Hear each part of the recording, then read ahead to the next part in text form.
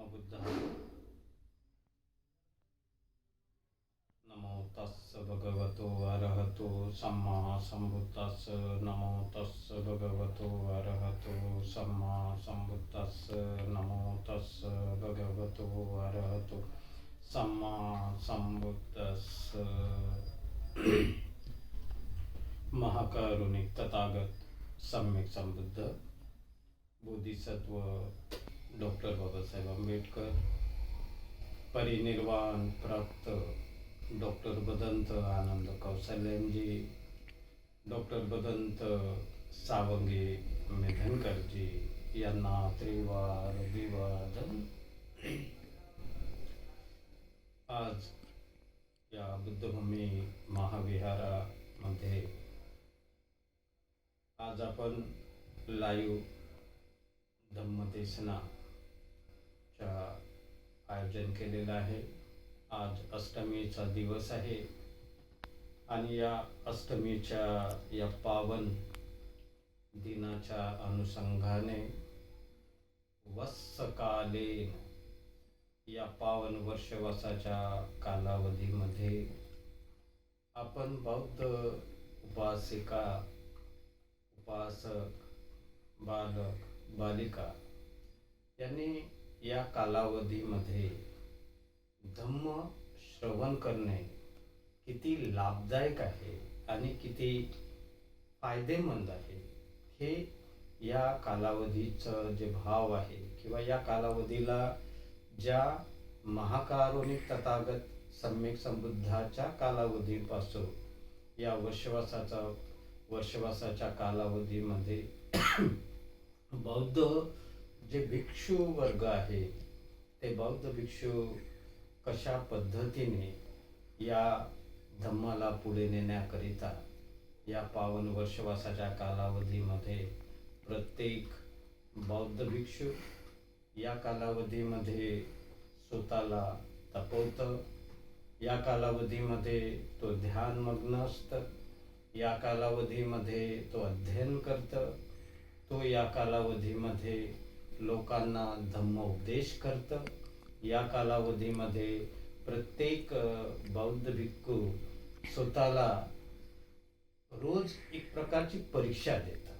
कारण की समाजापुढे जसं प्रत्येक उपासक उपासिका त्या भिक्षूच्या प्रती जी श्रद्धा बाळगतात, त्या भिक्षूंचं सकाळचा नाश्त्याची व्यवस्था करतात, त्या भिक्षूंचं भोजनदानाची व्यवस्था करतात, त्या भिक्षूंच्या प्रती श्रद्धा बाळगतात, तर भिक्षूंचं सुद्धा एक कर्तव्य बनतं की भिक्षूंच्या अनुषंगाने आपल्या परंपरेला अनुसर बौद्ध परंपरेची जे अनुकंपा आहे, बौद्ध परंपरेसाठी जो रात्र दिवस मेहनत करून आपापल्या पद्धतीने उपासक रात्र दिवस स्वतःच्या परिवाराला चांगलं करण्याकरिता तो मेहनत घेतो, त्याचप्रमाणे आपल्या धम्माला पुढे नेण्याकरिता जे बौद्ध भिक्षू आहेत त्यांना सुद्धा तो त्या आपल्या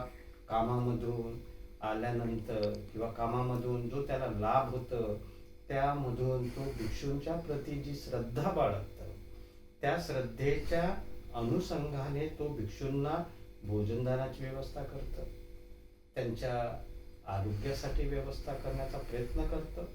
आज आपल्या सर्वांना एक मला विशेष बाब हे ठेवायची आहे की वत्सकालीन म्हणजे जो वर्षवासाचा जो काळ आहे त्या कालावधीमध्ये तो बौद्ध भिक्षू ज्या पद्धतीने आपल्याला स्वतःला तपवण्याचा प्रयत्न करतं, त्याच प्रकारे उपासक वर्गाने काय केलं पाहिजे। उपासकांचं सुद्धा कर्तव्य असतं की या कालावधीमध्ये आपण म्हणजे स्वतः आपल्या परिसराच्या विहारामध्ये नित्यनियमाने गेलं पाहिजे। आपल्याला मी प्रत्येक विहारांमध्ये धम्मदेशना द्यायला जातो त्यावेळेस एक गोष्ट मी निश्चितपणे मला थोडं फार कुठेतरी एक वेदनादायक असतं की जे युवा आहेत ते धम्मापासून कोसो दूर जात आहेत आणि जे धार्मिक प्रवृत्ती जे ज्यांच्यामध्ये मला आढळत आहे ते आहे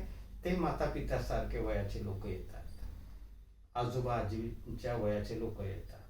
यंग लोकांनी सुद्धा पुढे या कालावधीमध्ये काही स्वतःला आपल्या धम्माकरिता आपण वेळ काढलं पाहिजे.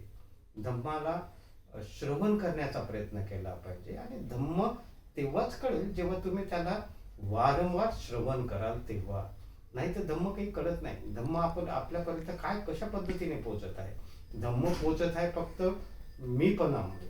मला असं वाटतं की मी मोठा आहे, मलाच थोडं फार अभ्यास केला म्हणजे मला धम्म कळतं.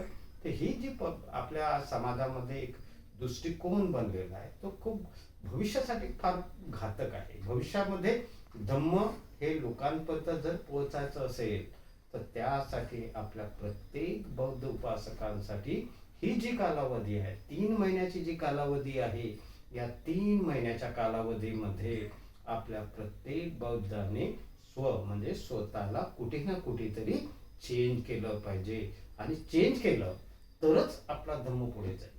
चेंज नाही केलं तर भविष्यामध्ये आज आम्ही रात्रदिवस लोकांमध्ये वावरतो, लोकांमध्ये जातो, त्यावेळेस आम्हाला आढळतं की आजची जी यंग जनरेशन आहे ती यंग जनरेशन धम्मापासून कोसो दूर आहे. म्हणून आमचा हा प्रयत्न आहे की आज विहारांमध्ये जरी कोणी येत नाही तर आपल्या सर्वांच्या कल्याणाकरिता जो भगवान बुद्धाने जो धम्म आपल्याला दिलेला आहे त्या धम्मासाठी आम्ही आपल्या पद्धतीने आपल्यापर्यंत पोचण्याकरिता आज आम्ही ऑनलाईन मार्गे आपल्याला धम्म सांगण्याच्या मार्गाने काही ना काहीतरी सांगण्याचा प्रयत्न करत आहोत. कारण की बघा, भगवान बुद्धाचा धम्म हा फार सुंदर धम्म आहे. भगवान बुद्धाच्या धम्मामध्ये आपल्याला 2 गोष्टी फार शिकायला पाहिजेत. एक शील आणि दुसरं आहे विनय. विनय म्हणजे काय असायला पाहिजे की विनयामध्ये जसं एक प्रकारे आपल्याला मार्ग दाखवणारा विनय. भविष्यामध्ये जसं शील महत्वाचं आहे तसं विनय सुद्धा महत्वाचं आहे. विनय हा आपल्या बौद्ध परंपरेमध्ये हा भिक्षूंसाठी एक शब्द आहे. भिक्षूंसाठी विनय आहे. पण भिक्षूंच्या मार्गामध्ये आज जसं प्रत्येक भिक्षू आपापल्या विनयानुसार त्याची प्रगती होतं.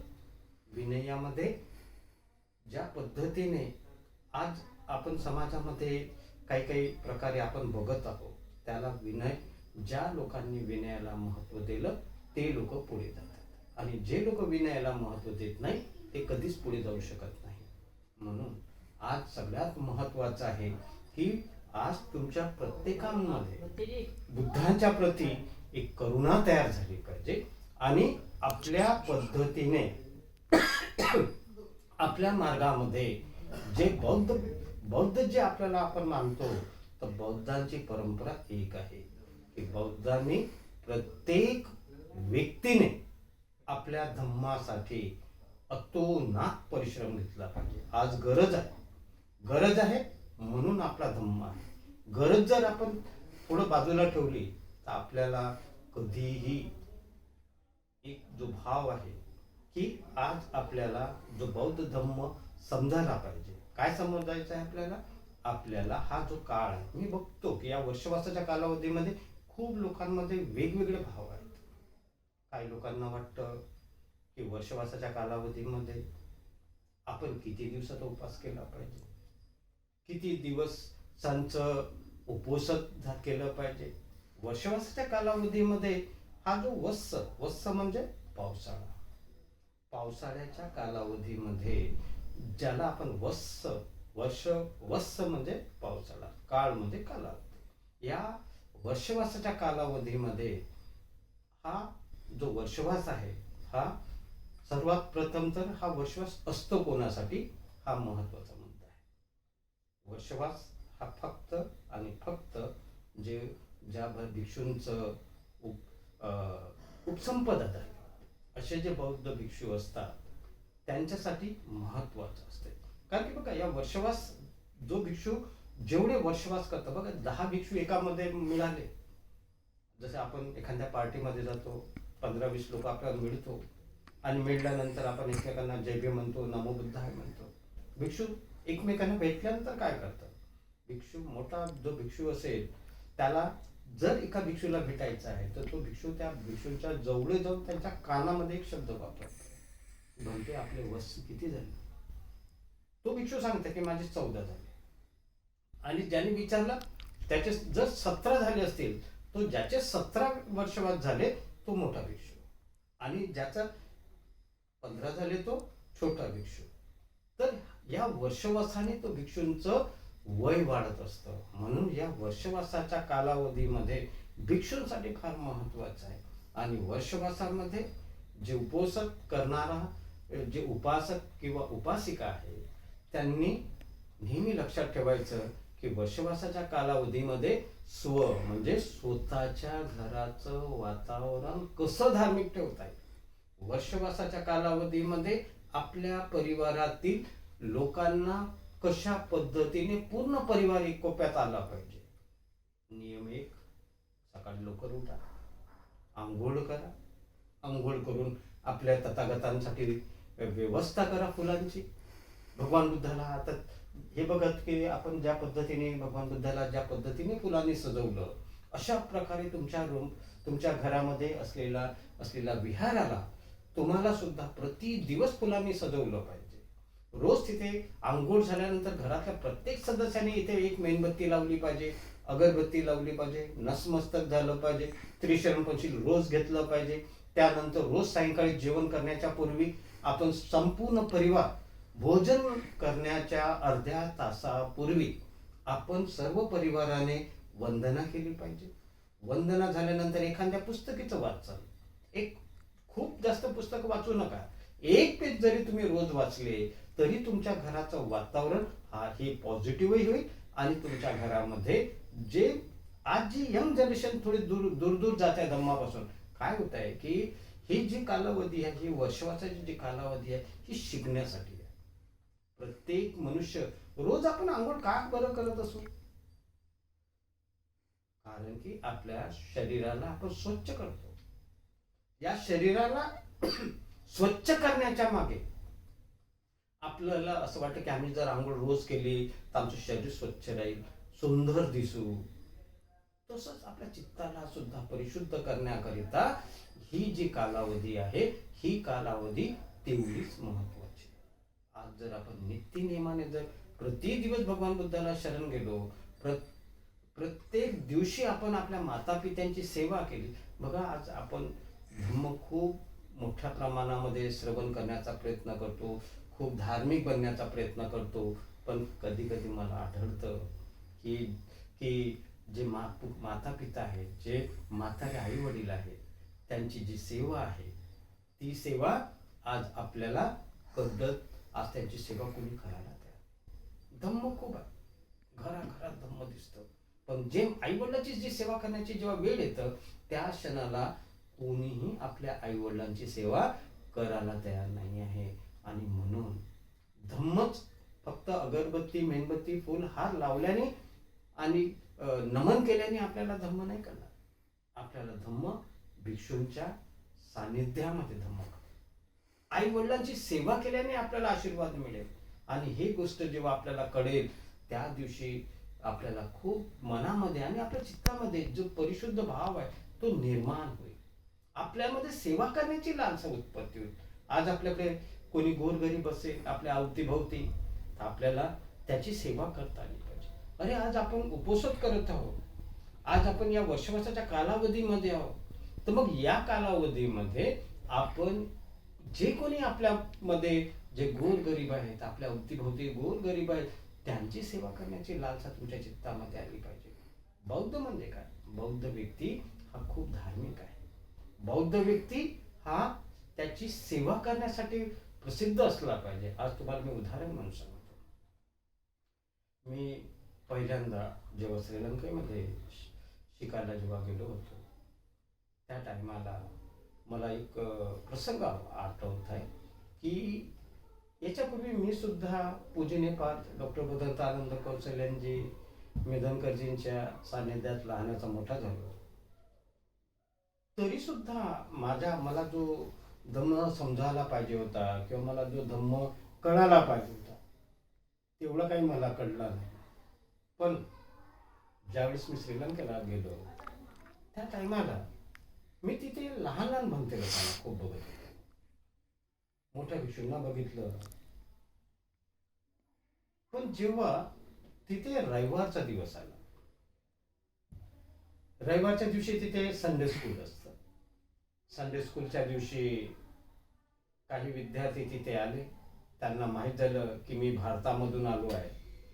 तर भारत देशाची जी छवी आहे ते श्रीलंकन लोकांच्या मनामध्ये खूप मोठं घर बनवून आहे की हे लोक फार पुण्यवान आहे, हे भगवान बुद्धाच्या देशामध्ये जन्माला आलेले आहे. ही भावना त्यांच्या मनामध्ये असल्यामुळे त्या प्रत्येक लोकांना ना त्या त्या छोट्या छोट्या बालकांना सुद्धा बौद्ध भिक्षू म्हणजे जो भारतातून आलेला बौद्ध भिक्षू आहे त्याला पाहण्यासाठी, त्याला भेटण्यासाठी, त्याला खूप ज्ञानी असेल ही भावना त्या लोकांची. त्यावेळेस माझ्याकडे जेव्हा आले ते माझ्यासाठी खूप प्लस पॉईंट होतं की ते सगळे सिंहली बोलत होते आणि मला काही कळत नव्हतं. ते जे काही त्यांना बोलता येत होते ते बोलून गेले. बच्चू लोक बोलले, त्या छोट्या छोट्या बालिका बोलल्या, सगळे बोलले. मग काही वेळेनंतर एक इंग्लिश बोलणारा पोरगा आला. तो कॉन्व्हेंटमध्ये तिथल्या शिकत असेल. तर तो मुलगा मला आला आणि त्यांनी मला विचारलं की भंते आप भारतातले आहात का? तर मी म्हटलं हो.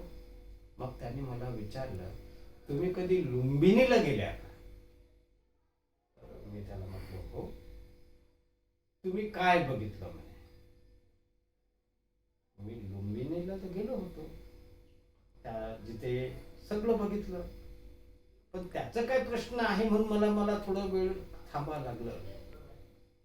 त्याने मला सांगितलं की त्याची जी आजी आहे ती जेव्हा भारतामध्ये बौद्ध तीर्थस्थळांचं दर्शन करायला जेव्हा गेली आणि ती जेव्हा लुंबिनीला पोहोचली, लुंबिनीमध्ये तिने काही लक्षपूर्वक बघितलं नाही आणि तिने जे भगवान बुद्धाच्या जन्मस्थळ आहे त्या जन्मस्थळी तिने सिद्धार्थ कुमारचा त्याचा सुरुवातीला तो शब्द जो होता तो त्याने बुद्धाचा घेतला. मग त्याने करेक्शन केलं होतं की मग त्याने म्हटलं की सिद्धार्थाचा जन्म जिथे झालेला होता त्या सिद्धार्थाच्या जन्मस्थळी पाय कोणाचा आहे? मी त्याला विचारलं की बेटा तुला तुझ्या आजीने काय सांगितलं? तो बोलला की मी संडे स्कूलमध्ये माझ्या टीचरने मला सांगितलं होतं की ते जे पाय आहे ते महामायेचं आहे आणि माझी आजी म्हणत आहे की ते सिद्धार्थाचं आहे. आता तुम्ही भारतातून आले, आता तुम्ही खरं सांगे की ते कोणाचं आहे? त्या टायमाला काही वेळेसाठी मला माहित होतं की महामायेचं आहे. पण मला त्यावेळेस असं वाटलं की माझ्या भारत देशामध्ये असा प्रश्न करणारा एकही बालक मला आजपर्यंत भेटला नाही. माझ्या भारत देशामध्ये हे छोटे जे बालक आहेत हे एवढ्या सुंदरतेने पूर्ण धम्म शिकण्याचा प्रयत्न करतात आणि त्यांच्या चेहऱ्यावरची जी प्रसन्नता आहे ती प्रसन्नता पाहिल्यानंतर मला खूप आनंद झाला आणि त्यावेळेस मला खरं वाटलं की हो, या देशामध्ये आपण आलो, इथे शिकायला जे भेटत आहे ते आपण 100% शिकलं पाहिजे. धम्म काय आहे, मुलांमध्ये धम्म कसं रुजतं, धम्म कसं घराघरामध्ये पोचतं, कसं आपल्या धम्माची परिभाषा या छोट्या छोट्या बालकापासून मिळतं. त्या क्षणाला मला बुद्धाच्या प्रती, धम्माच्या प्रती, संघाच्या प्रती जी एक प्रेरणा मिळाली त्या छोट्याशा बालकापासून. त्याच्यापूर्वी मी एवढ्या महान महान लोकांच्या सानिध्यात राहिलो तरी सुद्धा माझ्या मनामध्ये ती जी एक मैत्री असायला पाहिजे होती ती मैत्री काही उत्पत्ती झाली नव्हती. पण या छोट्याशा बालकाच्या एका छोट्या प्रश्नावरून मी त्या मुलाचा फॅन बनलो होतो. दुसरं इन्स्टंट माझ्या जीवनामध्ये एक अजून आलं होतं की मी तिथे 15 दिवस झाले होते मला श्रीलंकेमध्ये राहिल्यानंतर. तर तिथे पूर्वीच्या त्या काळामध्ये मोबाईल नव्हते. तर त्या काळामध्ये STD कॉलने फोन करायला मिळत होतं. तर मी STD कॉल करायला मी ज्या विहारात राहत होतो श्री सुदर्शनाराम आहे, हा पान पिगमी तलावमध्ये आहे. त्या विहारामधून मला जिथे फोन करत होतो तिथे 2.5 किलोमीटर पायी जायचं होतं. मी जेव्हा रस्त्याने पायी जात होतो, बघा आज आपल्या देशामध्ये एक प्रकारे जो एखादा भिक्षू रस्त्याने चालतो, त्याच्या हातामध्ये आपल्याला या भारत देशामध्ये तुम्ही बघितलं असेल की प्रत्येक भिक्षू आपल्या जेव्हा रस्त्याने पायी चालत असतं त्या टायमाला त्याच्या हातामध्ये एक तर बॅग असेल, नाही तर मग तेही नसेल. पण श्रीलंकेमध्ये बॅगही असतं आणि ह्या हातामध्ये एक छत्री असतं. आता मी ज्यावेळेस निघालो तो बनतेने मला, आमचे जे मोठे बनतेरी होते त्यांनी म्हटलं कैसे जा नाही सकते तो श्रीलंकेमध्ये. इथे छत्री ठेवली आणि मी कधी बापाच्या जन्माचा हात ठेवला नव्हता, त्यामुळे मग ते दावळा खालीच पडायची. मी विसरून जायचं की माझ्या हातात छत्री आहे, खाली पडायची, मग उचलायचा, मग चालायला. मी बी असं चालत राहिलं माझं. मी माझ्या डोक्यात कधी राहतच नव्हतं की छत्री पण आहे इथे.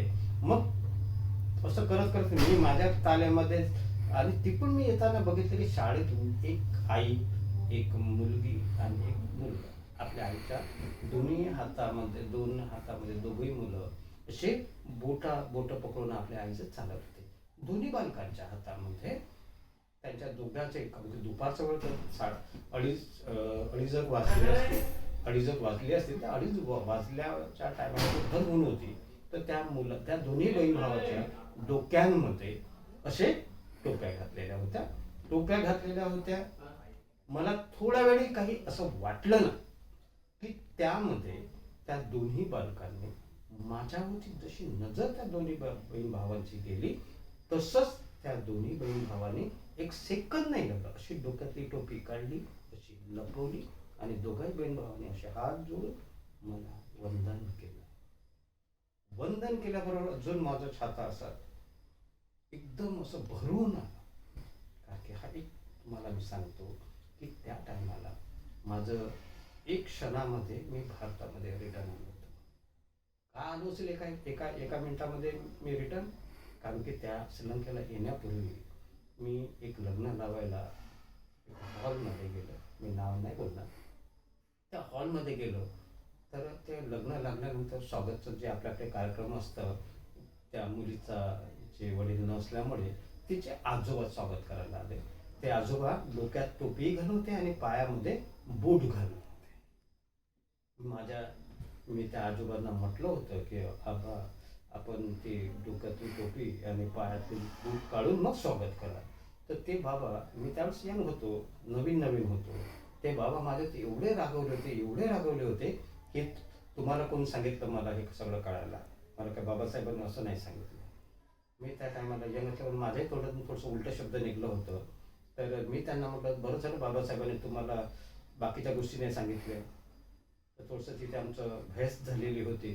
तर ते बाबा थोडेसे रेस होत होते. तर काही लोकांनी त्यांचा विरोध करून मग मी ते स्वागत तर काही करायला सांगितलं. करायचं असेल तर पायात चप्पल, टोपी काढून ठेवा, असं मी त्यांना म्हटलं होतं. ते बाबा काही वेळेसाठी नाराज झाले होते. पण मला ज्यावेळेस मी त्या दोन बालकांना बघितलं ना, खरोखर मला वाटलं की हे आहे बौद्ध धर्म. याला म्हणतात बौद्ध धर्म. आपल्या इथे फक्त अहंकार आहे, आपल्या इथे फक्त राग आहे, आपल्या इथे द्वेष आहे.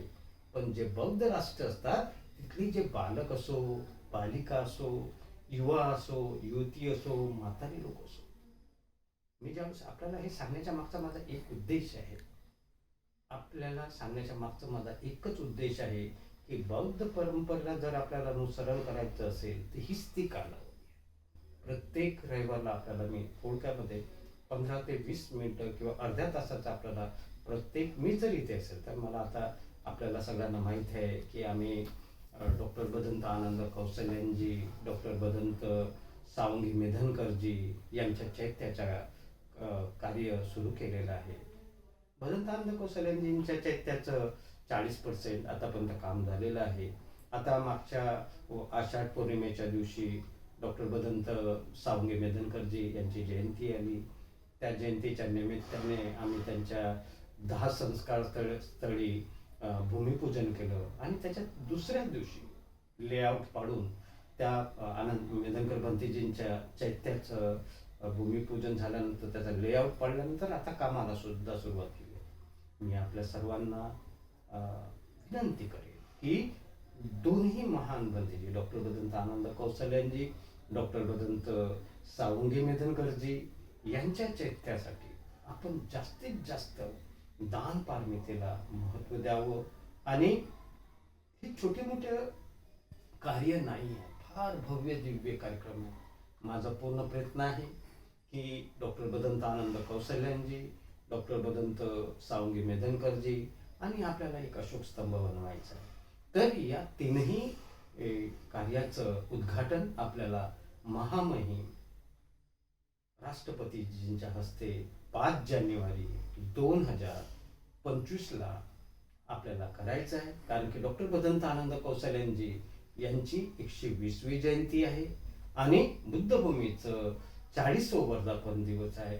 या दोन्ही निमित्ताला साधून आपण 3 उद्घाटन आपल्याला देशाच्या राष्ट्रपती आणि जे बौद्ध राष्ट्रांमधले बौद्ध भिक्षू त्यांना सुद्धा आपल्याला निमंत्रित द्यायचं आहे. हा जो कार्यक्रम होणार आहे हा फार भव्य दिव्य होणार आहे.